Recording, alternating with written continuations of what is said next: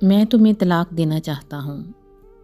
میز پر کھانا لگاتے ہوئے اس کا پورا دھیان پلیٹیں سجانے میں تھا اور میری آنکھیں اس کے چہرے پر جمی تھیں۔ میں نے آہستگی سے اس کا ہاتھ تھاما تو وہ چونک سی گئی۔ میں تم سے ایک ضروری بات کرنا چاہتا ہوں، کافی ہمت جتانے کے بعد بالآخر میرے منہ سے نکلا۔ وہ چپ چاپ کرسی پہ بیٹھ گئی۔ اس کی نگاہیں چاہے میز پہ مرکوز تھیں، پر ان میں اٹھتا درد میں بخوبی محسوس کر رہا تھا۔ ایک پل کے لیے میری زبان پر تالا سا لگ گیا، پر جو میرے دماغ میں چل رہا تھا اسے بتانا بھی تو بہت ضروری تھا۔ میں تمہیں طلاق دینا چاہتا ہوں۔ میری آنکھیں جھک گئیں۔ میری امید کے برعکس اس نے کسی قسم کی حیرانی یا پریشانی کا اظہار نہ کیا۔ پھر نرم لہجے میں اتنا پوچھا کیوں؟ میں نے اس کا سوال نظر انداز کیا۔ اسے میرا یہ رویہ گراں گزرا۔ ہاتھ میں پکڑا چمچ فرش پہ پھینک کے وہ چلانے لگی اور یہ کہہ کے وہاں سے اٹھ گئی کہ تم مرد نہیں ہو۔ رات بھر ہم دونوں نے ایک دوسرے سے بات نہیں کی۔ وہ روتی رہی۔ میں جانتا تھا اس کے لیے یہ جاننا بہت ضروری ہے کہ آخر ہماری شادی کو ہوا کیا ہے۔ میرے پاس اسے دینے کے لیے کوئی تسلی بخش جواب نہیں تھا۔ اسے کیا بتاتا کہ میرے دل میں اس کی جگہ اب کسی اور نے لے لی ہے۔ اب اس کے لیے میرے پاس محبت باقی نہیں رہی۔ مجھے اس پہ ترس تو بہت آ رہا تھا اور ایک پچھتاوا بھی تھا، پر اب میں جو فیصلہ کر چکا تھا اس پر ڈٹے رہنا ضروری تھا۔ طلاق کے کاغذات عدالت میں جمع کروانے سے پہلے میں نے اس کی ایک کاپی اسے تھمائی، جس پہ لکھا تھا کہ وہ طلاق کے بعد 30% کی گھر، گاڑی اور میرے ذاتی کاروبار کی مالک بن سکتی ہے۔ اس نے ایک نظر کاغذات پہ دوڑائی اور اگلے ہی لمحے اس کے ٹکڑے کر کے زمین پر پھینک دیے۔ جس عورت کے ساتھ میں نے اپنی زندگی کے 10 سال بتائے تھے، وہ ایک پل میں اجنبی ہو گئی۔ مجھے افسوس تھا اس نے اپنے انمول جذبات، قیمتی لمحے مجھ پہ ضائع کیے، پر میں بھی کیا کرتا۔ میرے دل میں کوئی اس حد تک گر کر چکا تھا کہ اسے کھونے کا تصور میرے لیے ناممکن تھا۔ بالآخر وہ ٹوٹ کے بکھری اور میرے سامنے ریزہ ریزہ ہو گئی۔ اس کی آنکھوں میں آنسوؤں کا سمندر امڈ آیا تھا۔ شاید یہی وہ چیز تھی جو اس طلاق کے بعد میں دیکھنا چاہتا تھا۔ اگلے روز پورا دن اپنی نئی محبت کے ساتھ بتا کے جب میں تھکا ہارا گھر پہنچا تو وہ میز پہ کاغذ پھیلائے کچھ لکھنے میں مصروف تھی۔ میں نے اس پہ کوئی دھیان نہ دیا، جاتے ہی بستر پہ سو گیا۔ دیر رات جب میری آنکھ کھلی وہ تب بھی کچھ لکھ رہی تھی۔ اب بھی میں نے اس سے کوئی سوال نہ کیا۔ صبح جب میں اٹھا تو اس نے طلاق کی کچھ شرائط میرے سامنے رکھ دیں۔ اسے میری دولت اور جائیداد میں سے کچھ نہیں چاہیے تھا۔ وہ بس 1 مہینہ مزید میرے ساتھ رہنا چاہتی تھی۔ اس 1 مہینے میں ہمیں اچھے میاں بیوی کی طرح رہنا تھا۔ اس شرط کی بہت بڑی وجہ ہمارا بیٹا تھا، جس کے کچھ ہی دنوں میں امتحانات ہونے والے تھے۔ والدین کی طلاق کا اس کی تعلیم پر برا اثر نہ پڑے، اس لیے میں اس کی یہ شرط ماننے کو بالکل تیار تھا۔ اس کی دوسری اور احمقانہ شرط یہ تھی کہ میں ہر صبح اس کو باہوں میں لے کر گھر کے دروازے تک چھوڑنے جاؤں، جیسا شادی کے ابتدائی دنوں میں میں کرتا تھا۔ وہ جب کام پہ باہر جانے لگتی تو میں خود اسے اپنی باہوں میں اٹھا کے دروازے تک چھوڑ آتا تھا، حالانکہ میں اس کی یہ بات ماننے کو تیار نہیں تھا، لیکن آخری دنوں میں اس کا دل توڑنا مناسب نہیں لگ رہا تھا، اس لیے میں نے اس کی یہ شرط مان لی۔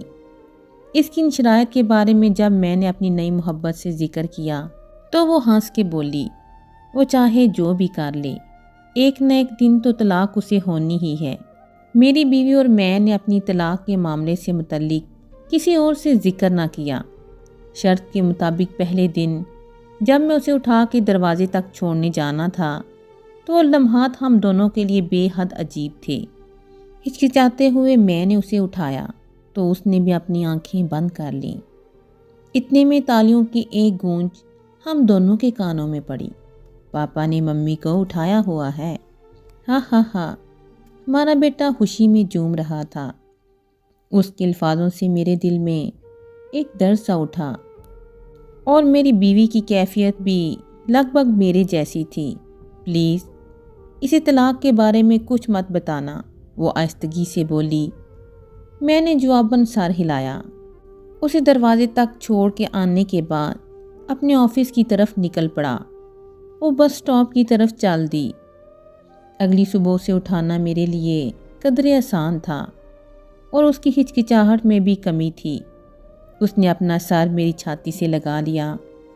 ایک عرصے کے بعد اس کے جسم کی خوشبو میرے حواس سے ٹکرائی۔ میں بغور اس کا جائزہ لینے لگا۔ چہرے کی گہری جھریاں اور سر کے بالوں میں اتری چاندنی اس بات کی گواہ تھی کہ اس نے شادی میں بہت کچھ کھویا ہے۔ 4 دن مزید گزرے جب میں نے اسے اپنی باہوں میں بھر کے سینے سے لگایا۔ ہمارے بیچ کی وہ قربت جو کہیں کھو سی گئی تھی واپس لوٹنے لگی۔ پھر ہر گزرتے دن کے ساتھ قربت کے وہ جذبات بڑھتے گئے۔ لمحے دنوں کو پر لگا کے اڑا لے گئے اور مہینہ پورا ہو گیا۔ اس آخری صبح میں جانے کے لیے تیار ہو رہا تھا، اور وہ بیڈ پہ کپڑے پھیلائے اس پریشانی میں مبتلا تھی کہ آج کون سا لباس پہنے، کیونکہ پرانے سارے کپڑے اس کی کمزور جسم پہ کھلے ہونے لگے تھے۔ اس وقت مجھے اندازہ ہوا وہ کتنی کمزور ہو گئی ہے۔ شاید اسی لیے میں اسے آسانی سے اٹھا لیتا تھا۔ اس کی آنکھوں میں امڑتے درد کو دیکھ کے نہ چاہتے ہوئے بھی میں اس کے پاس چلا آیا، اس کے کندھے پہ ہاتھ رکھا۔ پاپا، ممی کو باہر گھمانے لے جائیں۔ ہمارے بیٹے کی آواز میرے کانوں میں پڑی۔ اس کے خیال میں اس پل یہ ضروری تھا کہ میں کسی طرح اس کی ماں کا دل بہلاؤں۔ میری بیوی بیٹے کی طرف مڑی، اسے سینے سے لگا لیا۔ یہ لمحہ مجھے کمزور نہ کر دے، یہ سوچ کے میں نے اپنا رخ موڑ لیا۔ آخری بار میں نے اسے اپنی باہوں میں اٹھایا۔ اس نے بھی اپنے بازو میری گردن کے گرد حائل کر دیے۔ میں نے اسے مضبوطی سے تھام لیا۔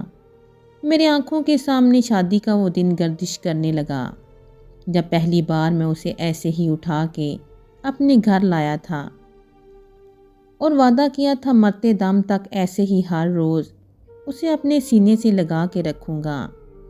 میرے قدم فرش سے شاید جم سے گئے تھے، اس لیے بمشکل دروازے تک پہنچا۔ اسے نیچے اتارتے ہوئے میں نے اس کے کان میں سرگوشی کی۔ شاید ہمارے درمیان قربت کی کمی تھی۔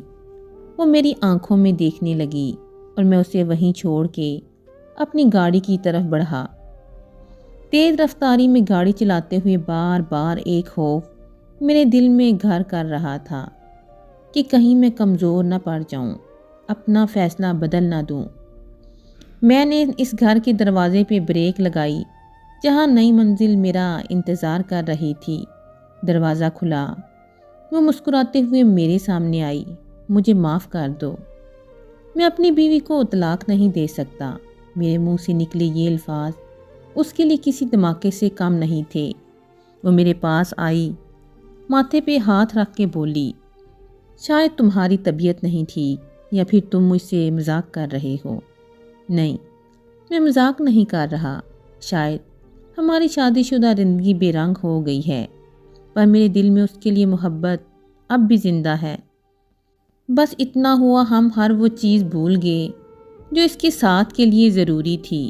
دیر سے ہی صحیح، پر مجھے سب یاد آ گیا ہے، اور ساتھ نبھانے کا وہ وعدہ بھی یاد ہے جو شادی کے پہلے دن سے میں نے اس سے کیا تھا۔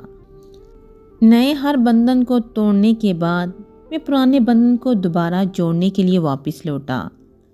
میرے ہاتھ میں پھولوں کا ایک گلدستہ تھا جس میں موجود پرچی پہ لکھا تھا، میں ہر روز ایسے ہی تمہیں اپنی باہوں میں اٹھا کے دروازے تک چھوڑنے آؤں گا۔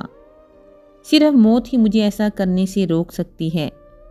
میں اپنے گھر میں داخل ہوا، دوڑتے ہوئے سیڑھیاں چڑھنے لگا۔ میرے پاس اپنے بیوی کو دینے کے لیے زندگی کا سب سے بڑا تحفہ تھا۔ میں جب اس سے چند لمحوں کی دوری پہ تھا تبھی زندگی کی ڈور اس کے ہاتھوں سے سرک گئی۔ کئی مہینوں تک کینسر کی بیماری سے لڑتے لڑتے وہ ہار چکی تھی۔ نہ اس نے کبھی اپنی تکلیف کا مجھ سے ذکر کیا اور نہ ہی مصروف زندگی نے مجھے اس سے پوچھنے کا موقع دیا۔ جب اسے میری سب سے زیادہ ضرورت تھی تب میں کسی اور کے دل میں اپنے لیے محبت کھوج رہا تھا۔ وہ جانتی تھی کہ اس کے پاس زیادہ وقت نہیں، کہیں ایسا نہ ہو اس کی موت سے قبل طلاق کا اثر ہمارے بیٹے کے دل میں میرے لیے نفرت کا بیج بو دے۔ اس لیے بیتے 1 مہینے میں اس نے بیٹے کے سامنے انتہائی محبت کرنے والے شوہر کا میرا روپ نقش کر دیا، جو حقیقی تو نہیں تھا پر دائمی ضرور بن گیا۔ یہ کہانی ان لوگوں کے لیے ہے جو اپنے بے رنگ رشتوں میں رنگ بھرنے کے بجائے ان سے دور بھاگنے کی کوشش کرتے ہیں۔ کئی بار یہ سمجھنے میں ہم دیر کر دیتے ہیں کہ نئے رشتے قائم کرنا زیادہ صحیح ہے یا پھر پرانے رشتوں میں رنگ بھرنا۔ اس کا فیصلہ آپ کے ہاتھ میں ضرور ہے، لیکن ایسا نہ ہو کہ آپ وقت پر فیصلہ نہ کر سکیں اور اس دیر میں ہاتھ ہمیشہ ہمیشہ کے لیے خالی رہ جائیں۔ تو دیر مت کیجیے۔